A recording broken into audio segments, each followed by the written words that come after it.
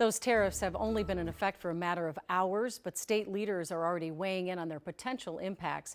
Danny Spiewak heard from Governor Walz this afternoon. Danny joins us now live from the Capitol with how this could impact Minnesota farmers. Danny? Well, since returning from his unsuccessful vice presidential campaign, Governor Walz has been an even more outspoken critic of President Trump's administration.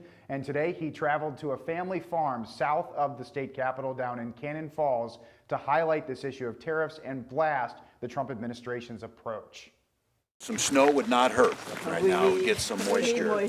On Tuesday, Governor Walz traveled 30 miles south of the Capitol to a farm in Cannon Falls. 6 generations back there, I think there is now. Which Mary Lundell's family has owned for 159 years. Now we're down to corn and soybean crop farming. Mary and her husband Danny say they're not fans of the Trump administration's new round of tariffs, which will raise the cost of the fertilizer they buy from Canada. And it doesn't matter if you're big, medium, or small, it is going to affect you. In the farming aid community, there's a lot of nervousness.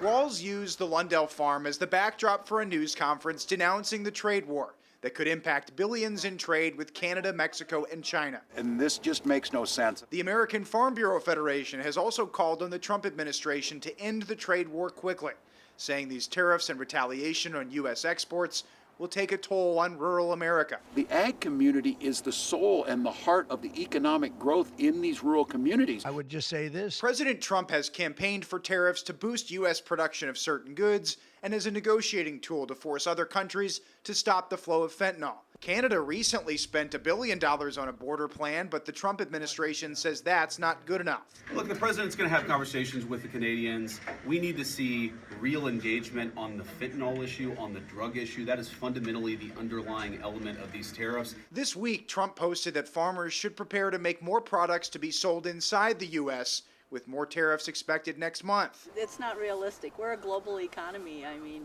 you can't just focus on interior in the U.S. only.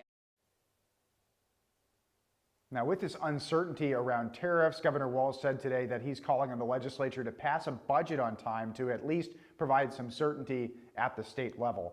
There is going to be a budget forecast coming out later this week, and Walz said that with his revised budget in a couple of weeks, he is going to be considering these tariffs when he's looking at those numbers.